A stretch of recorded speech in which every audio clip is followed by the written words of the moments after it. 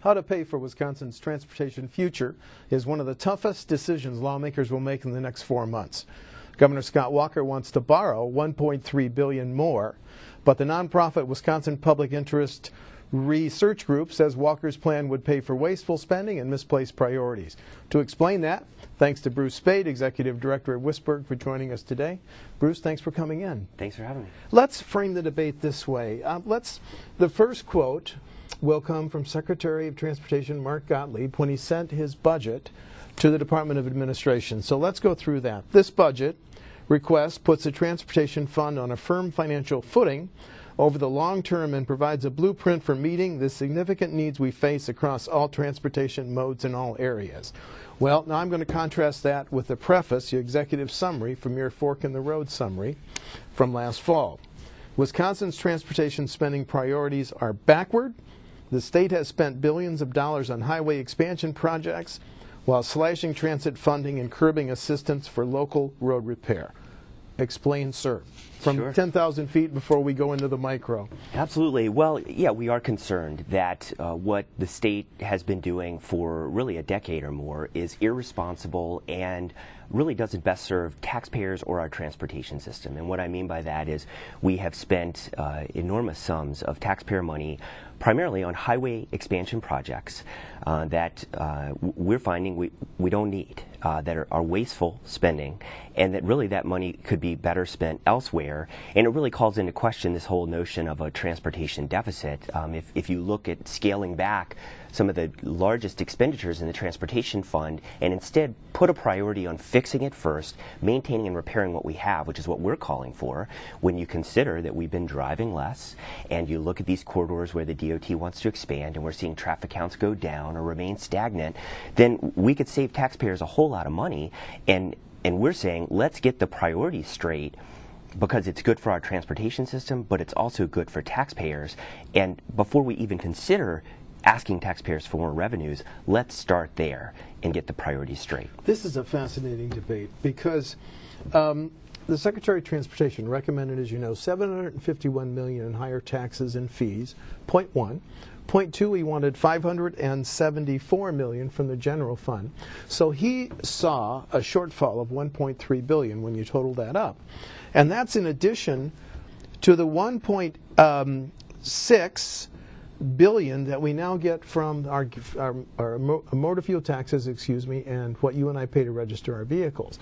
So Transportation Secretary recommends higher taxes and fees. The governor says, I'm buying your premise that we're $1.3 billion underfunded, but I want to do it through bonding. Comes now your group saying, time out. Priorities are wrong. Yeah. It's just a fascinating debate, and legislators will have to pick. Yeah. Well, and I think between these three. Yeah, and I think we're hearing some good things come out of the legislature right now. I mean, I want to applaud the legislators who are saying, maybe we need to look at scaling back some of these mega projects, because that is the right thing to do. I mean, we need to study it project by project, but let's take, for example, the I-94 expansions, the east-west corridor between the Zoo and Marquette interchange. Right. We're in the process of a more than $1 billion expansion of the Zoo interchange, and repair work needed to be done there. But now we're starting to study between Zoo and Marquette. This is the project where one of the options is to double deck the freeway. Yes. The other option, and local officials say DOT is biased towards double deck, which that's the most costly option, isn't it, Bruce? It is the most costly. That's correct. Okay, but go ahead. I interrupted you. No problem. I would say that the DOT is biased towards expansion because they've only put two options forward for that corridor. Both of them are expansion. One is the double deck. The other is an at-grade expansion. And let's just look at the numbers of that particular project. We could repair with spot improvements that corridor for somewhere around $400 to $500 million. Are you talking about widening lanes because you're hemmed in on cemeteries? That's correct. No, this is just repair with spot improvements, not lane expansion. So just repair with spot improvements would be about $400 to $500 million. The cheaper of the two expansion options, which is referred to as the at-grade expansion, narrowing the lanes, narrowing the emergency lane, not double-decking, is close to $1 billion. They're saying $850 to $900 million. The double deck is $1.2 billion. Mm-hmm. So the point here is that we're talking $400 to $800 million above and beyond the cost of repair for this one project in a corridor where traffic counts have gone down by 8% over the last 12 years. Traffic counts have gone down on that one stretch. Basically, we're talking from Miller Park out to the zoo. Correct. Traffic counts are down. Well, then, what is driving the momentum in DOT to a major expansion at a cost of, your estimate, up to $1 billion? That's right. What's driving that? Well, that's a good question. I mean, I think it's really a question for the DOT. I mean, why do they, with every project they consider, always want to expand it, in corridors where we're seeing traffic counts stagnate or go down? So I don't really have an answer to that, but certainly, if you consider the politics of the state, we know one of the most powerful interests in Wisconsin are the highway building firms and those that work with them. So I don't know what the motivation is, but what we're saying is let's fix it first. Let's start with repairing what we've got, and let's not waste money on expansion projects where it's not needed. I want to ask you about another part of your Fork in the Road study. When you say Wisconsin faces a choice, continue to shower money on unnecessary highway expansions or invest in critical projects to repair our existing transportation infrastructure and provide more transport options to citizens around the state. What's the importance of the 2015-2017 budget in terms of transportation policy?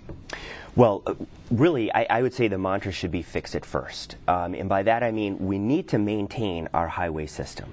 But let's focus on maintenance. Another priority, local road repair and local transportation investment. Our local municipalities, our towns, really local governments in the state have been taking a hit for more than a decade now. We've, in fact, over the last 15 years, seen a 30% decrease in the budget for local roads and local transportation infrastructure, while we've seen a doubling in funding for major highway projects.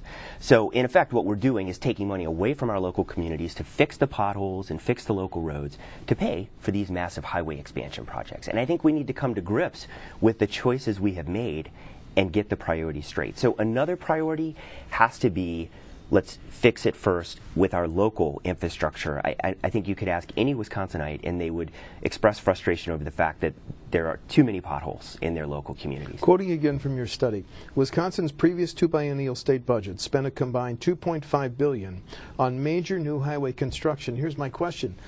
If we have started these major projects, $2.5 billion, don't we have to finish them?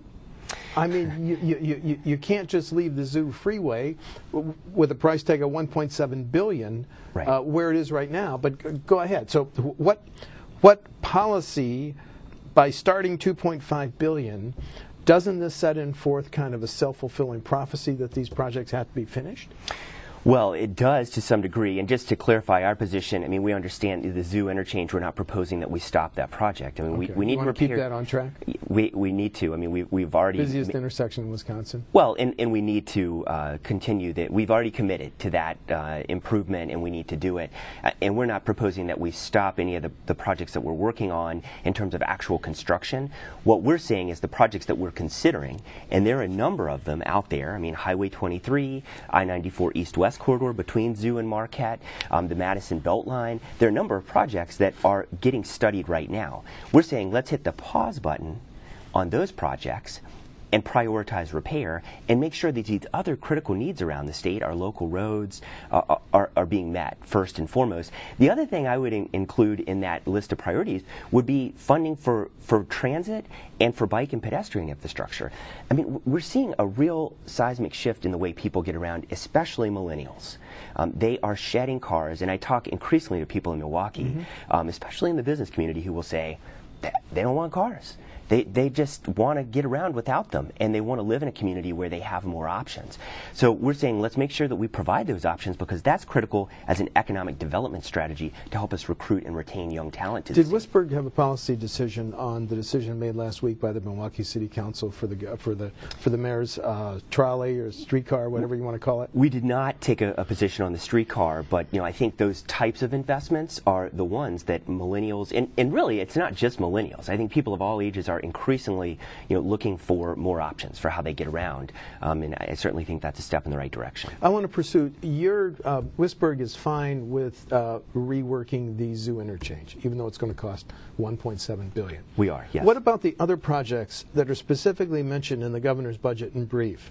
And first of all, the governor says proudly, this budget invests a total of $6.5 billion in Wisconsin's transportation infrastructure, allowing Wisconsin to continue to maintain and develop existing projects. So $6.5 billion, although 1.3 of that through borrowing, which we'll get into later. But here are the specific projects that he takes credit for. We would keep the zoo interchange on schedule with $623 million, and you're okay with that? We are. Okay. I-94 East-West project, we've just explained your questions about that. Yes. That you've heard estimates that it could cost $1 billion, and you think your option would cost what? Well, $400 to $500 million. $400 to $500 for repair with spot improvements. Okay, especially with the VMT miles dropping. Correct. The governor's budget, the governor in his budget says it takes credit for $20 million would be provided as Wisconsin's share for the Stillwater Bridge. Are you okay with that? We haven't formally taken a position on the Stillwater Bridge. I think there are some concerns there, but to be honest, that isn't a project that we've studied in great detail. The governor's budget also says it funds $16.8 million for the Hone Bridge. Position on that? Well, the Hone is a project that we've already invested a lot in and moving forward with, so we haven't generally questioned that. Okay, and then the final project I want to ask you about, the governor's budget provide $836 million over the biennium to keep major highway projects, including the widening of I-3990 from Madison to the Illinois border. What's your position on that? We have questioned that project. That's a corridor where, again, traffic counts from 2000 to 2012, the most recent year for which we have data, the DOT projected a 29% increase in traffic, 1% increase. That's another corridor where we're seeing stagnating vehicle miles traveled, and it really doesn't seem justified. And I'll mention, really the two primary reasons for highway expansion are congestion and safety. The other factor we looked at, we typically, when we study these projects and whether or not we need to make these big investments in expansion, because again, that is often where a lot of the cost comes when we do these projects. We can do just the repair for a lot less. And we looked at both the traffic counts and safety and crash data in that corridor. And the data just doesn't support a massive expansion project, which again, we're talking $1 billion here when we could repair it for much less. Okay, now let's go back to the actual chart from your study. And you offer a pretty striking gap here. And so now we're going to use the graphic from your study, Fork in the Road.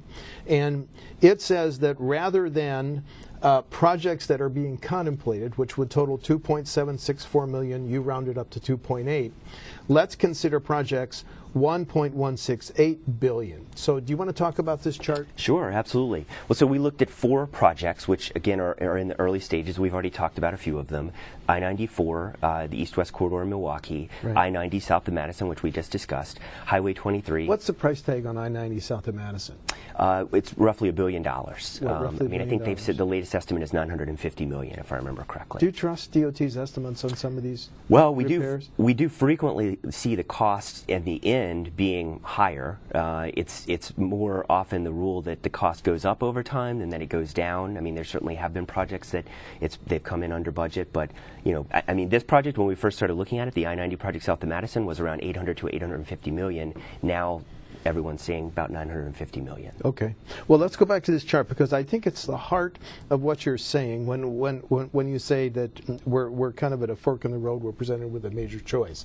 So do you see the choice before lawmakers who will be voting on the budget here within 4 months, this $2.8 billion or $1.16 billion? Well, our point here is to point out that when we talk about problems in the transportation fund, one of the things causing the problem is the high cost of expansion projects. And I should note that to the greatest extent possible, this graph from Fork in the Road, we tried to include just the cost for expansion. Okay. Because again, we need to repair our highway system. It is very important to the state.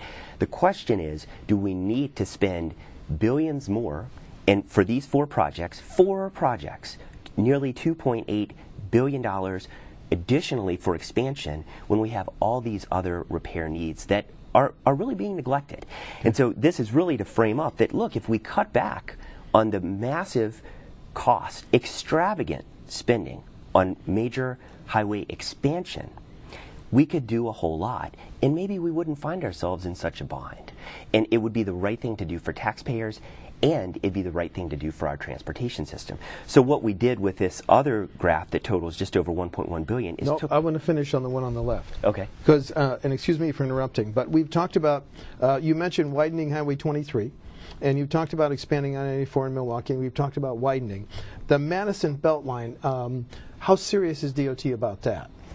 Well, we'll see. I mean, they're studying it right now. I mean, again, this is why we included this project, is because, again, you have a corridor where traffic counts, at locations throughout it just aren't increasing. And they're you've got that stagnating. scored out at a cost of about $1 billion. Correct. Okay. Now we can go to the ones on the right. I'm sorry. I just wanted to mention the Beltline. Yeah. So walk us through what Wisberg is suggesting might be a wiser fiscal course for Wisconsin, correct? Correct. Okay, all yours. Well, what we did is look at the Transportation Policy and Finance Commission recommendations for local road repair, repair of state-owned roads, transit, capital and operating, and bike and pedestrian projects. These are the recommendations made 2 years ago that that the governor and lawmakers passed on then, correct? Well, correct. That was proposed to the. That's right. They did not take it up. They shelved it. Correct. Okay. Excuse me. Go ahead. Yes. So we took those recommendations and we ran them out for 10 years, with the presumption being that we don't build a highway project in one biennial budget, right? It normally takes 3 to 5 budgets to pay for those investments. And so we tried to do as much as we could an apples to apples comparison here, where we said, look, this is what we could get for a fraction of the cost of 4 highway expansion projects. Just 4 expansion projects. Correct. Okay. And so it's just to say that, look, roughly half of our budget goes to our highway system. And a lot of that money is going to expansion in corridors where we're driving less, or where it's stagnating, and where we're seeing trends shift. And just a quick tangent, we often hear the DOT and we'll hear folks generally talk about once the economy recovers, we'll see a VMT return. It's not happening. And even Secretary Gottlieb has pointed out that historically, it's during recoveries that we see the greatest spike in VMT, but it's not happening. Okay. Your Fork in the Road study included a study of VMT. So what's... that's on page 2 of your Fork in the Road study, which is on your website. But what's your takeaway from your chart on VMT, which is vehicle miles traveled? Right, vehicle miles traveled. Well, it's that total vehicle miles traveled in 2013, the most recent year that we have data for, was below 10 years before, 2003. And that doesn't even account for the fact that our population grew over those 10 years and our economy grew. So when you add it all up, and maybe a better way to view this is VMT, or vehicle miles traveled per capita, right, we see an even sharper decline. And in fact, for the last 10 years, it has been declining per capita, per person. We're driving less. And we've seen now a 10-year decline, unprecedented since the end of World War II, to have a 10-year decline, anything like this. And then you have all this evidence out there, millennials shedding cars and looking to live in communities where they don't need a car, looking to get around through other modes. You have boomers retiring. I mean, this is a big factor as well, right? Now the second largest generation, the millennials have, from millennials have edged them out, yes. So boomers retiring and exiting the phase of their career where they presumably would drive the most. Yes. And then, you also factor in that, we're seeing a lot of growth in urban areas and less suburbanization.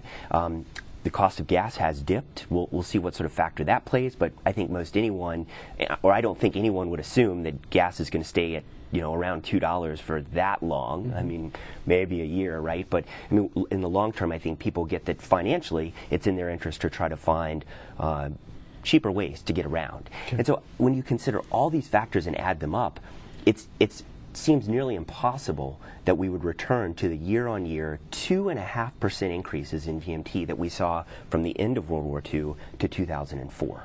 And it's not happened for the last 10 years. I mean, there has been a sharp departure that began before the recession and has continued despite a recovery. And so that's where we're saying, why are we investing billions to expand highways when we have all these neglected needs? Okay. So your suggested priorities, column right in this graphic: boost repairs to local roads first. Secondly, boost repairs to state-owned roads, which, does that preclude some of these major widening projects? Well, like I-90? Well, this includes the cost of what we tried to do is look at just the cost of expansion with these 4 projects, because again, our point always has been, let's fix it. Let's fix it first. Let's repair it. We're questioning the expansion, and so we tried to splice out best we could from the DOT estimates that are provided, just the expansion cost when we total up this $2.8 billion. Then let's talk about your third priority on what you think would be wiser policy: bike and pedestrian projects, coupled with transit capital projects. Can you talk about that? Well, in addition, raise transit funding. So, your Wisberg study says Wisconsin has been shortchanging transit programs. And transit is a misnomer. Are we talking buses? Yeah, we're talking buses. Primarily in Wisconsin, we're talking buses, right? I mean, we might, I think it's hard to say generally. You have to take this at a case-by-case basis, what's going to best meet the need locally. But, I think what's happened recently in Milwaukee with the streetcar is, evidence that the times are changing a bit, right? I mean, we're seeing this in urban areas all over the country where they're making investments in local transit systems to meet changing needs and, a population looking for more transportation choices, more options, and ways to better solve some of the congestion problems that there are in urban areas. I mean, I often like to point out that, look, we've been trying to solve congestion for 60+ years, and what we've been doing hasn't been working because it keeps getting worse. So, maybe it's time to think anew about how we do this, but really, I think more than anything, the reason to do that is because people are gravitating towards those other options. They're driving less. So now's the time to actually respond to what people are doing. You talk about in your study how the $2.5 billion spent on major state highway projects. What has transit funding done in the last 2 budgets? Well, it has actually. Right now, we are funding transit at a lower level than we did 4 years ago. There was a 10% cut in the 2011-2013 biennial budget. There was then a 4% increase in the last 6 months of the 2013 to 2014 biennial budget. That has been funded with what the governor proposed, and he's proposed level funding transit at that 4% increase relative to the first year and a half of the current biennium into the next 2 years. So what that means is that we're still below where we were 4 years ago at a time when we're seeing people drive less and seek more options. So one of your options that you raise in the Fork in the Road study is regional transit authorities. Now, I've covered the legislature for a few years, and they can't agree. Milwaukee lawmakers, was it under the last Doyle administration budget, thought they had a deal with the governor. He vetoed it. I've been at press conferences where Speaker Voss says, I just don't like the Regional Transit Authority approach. Yeah. What's been the problem with RTAs? Yeah, well, I think you touched on it. It's been a political problem, right? There's been disagreement over how to move forward with RTAs. And we put it out there because it is one option for addressing these local needs, having some local... Which is my question. If politicians in the Capitol could ever agree on an RTA as a transit strategy, what would be the upside of it, Bruce? Well, it would provide more funding for local transportation infrastructure, and it would be one way to help meet those local needs, be it fixing local roads or transit. We've typically been of the mind that, in part of what we tried to do, we continue to talk about it because certainly it should be considered as an option. One of the things we could do. Should the RTAs have taxing authority? Well, I mean, they're more or less meaningless without that. I mean, the point really is to raise local revenue, right? I mean, if we're not raising local revenue, I mean, I guess you could argue that there might be some value in just doing regional planning, and certainly there is. But at the end of the day, if we can't implement any of the plans, then what's the point? And is there enough money in our current state transportation funding cycle or programs, largely 89% of which, as you know, come from either our motor fuel taxes or what you and I pay to register our vehicles. Right. Is there enough money in the current funding scheme to finance Wisberg's proposal for $1.16 billion over the next 10 years?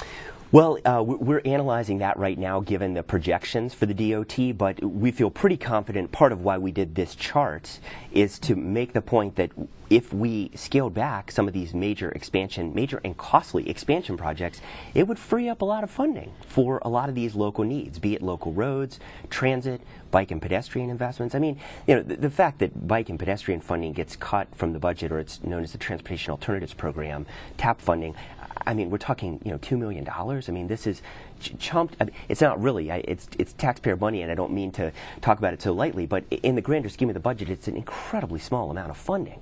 And we can get so much in local road repair, in transit, in bike and pedestrian infrastructure, so much for the cost of these mega highway projects. I mean, again, it's night and day when you look at the actual costs. Let me ask you about bike and pedestrian funding. Is that an option for northern Wisconsin, north of Highway 10, north of...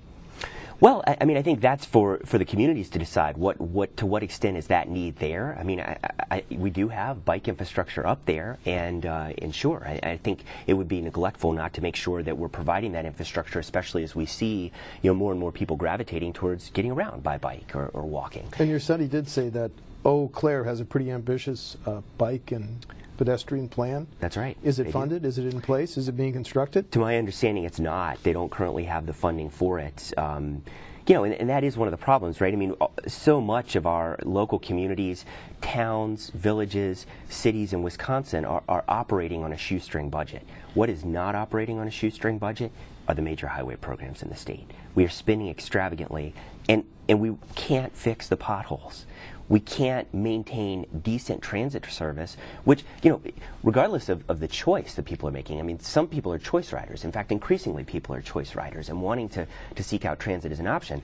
But, some people depend on it just to get to work. So, again, this is also an economic and workforce connectivity issue. It's not just making sure it's an option out there for people who want to do it. For some people, it's the only option they have.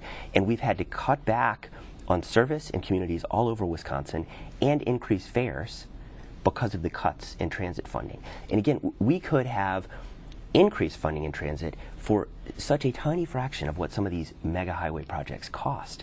So again, it's trying to put all of this in perspective that, you might even argue that I think it'd be fair for some legislators to, maybe they question, well, really should we go in a different path for our transportation future? Maybe we should wait out, the VMT figures and kind of see how all this plays out. But I think it would be even responsible just to say, now, when we're in a budget crunch, let's fix it first. Wisconsin lawmakers get calls from Chamber of Commerce and other civic groups and other businesses. We need better roadways.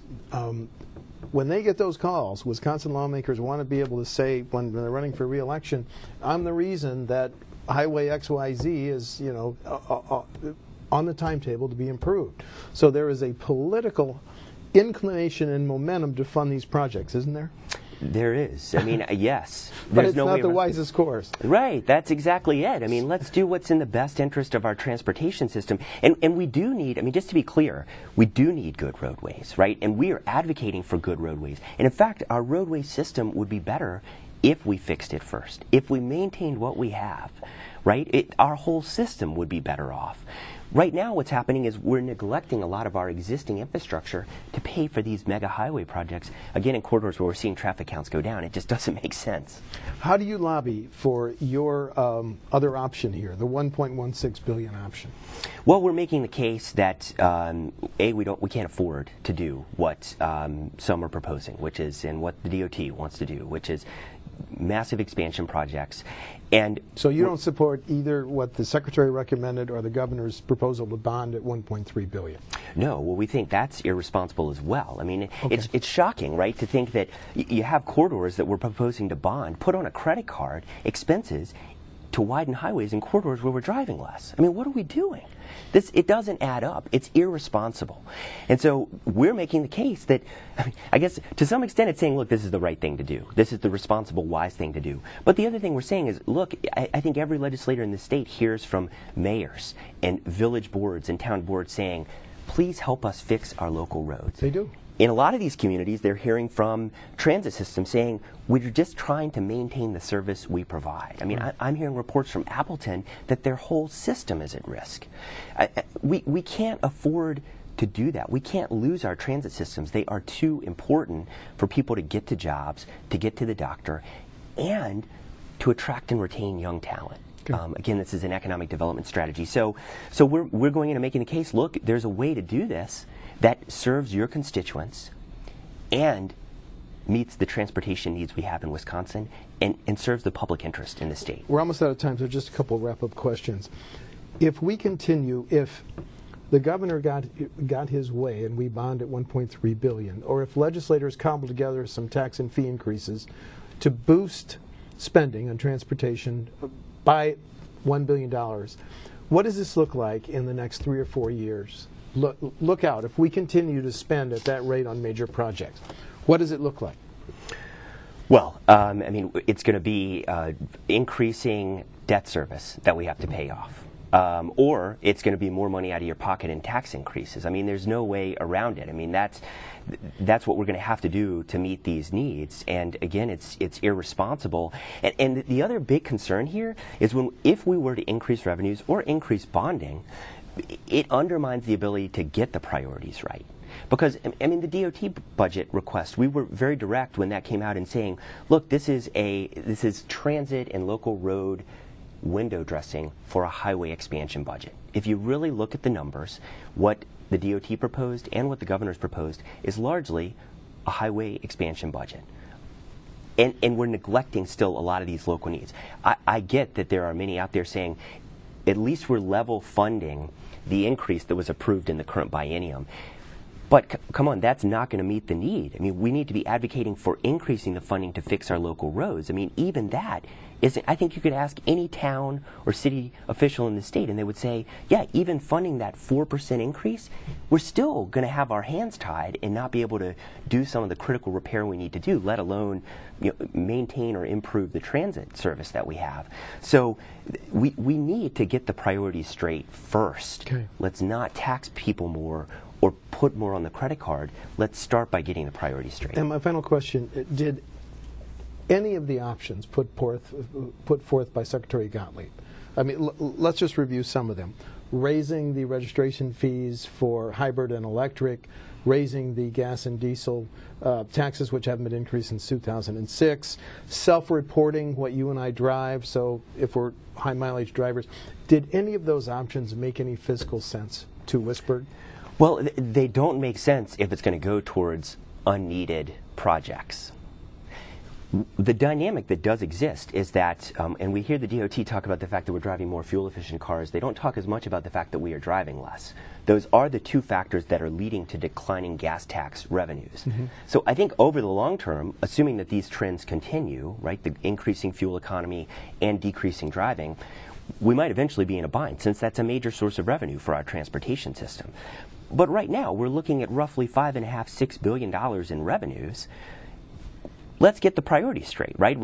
It's a decline, and in the long term, we're going to have to consider how do we fund our transportation system, assuming those trends continue. But right now, we've got revenues. Let's spend them wisely. Okay. And how is Whisper going to make the point? As Joint Finance takes this budget on the road, or are you going to testify? Are you going to have are you going to ask local officials, local elected officials to testify? Absolutely. We will be testifying. We'll be reaching out to mayors and town and village boards across the state. We've reached out to the municipal associations, urging them to join with us in standing for. They know better than anyone how critical the local needs are. It's time to stand up and say, let's stop wasting on unneeded expansion projects that are draining our transportation fund and focus on what we've got and fixing what we've got and investing in the future too, right?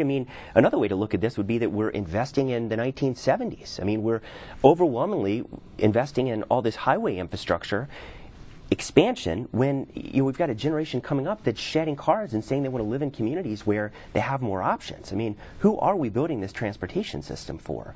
After all, it's millennials that will not only use it the most, but they'll pay for it. Mm-hmm. So we should be more responsive to what they're doing, and certainly all indications from them seem to be it's a different transportation future, and we need to wisen up to that. Well, with Joint Finance planning on holding public hearings next month on the budget, this is the right time to have this conversation. So Bruce Speight of Whisburg, thanks very much for coming in. Sure, thanks for having me. And there's no more important issue in the budget than transportation. So thank you. Thank you.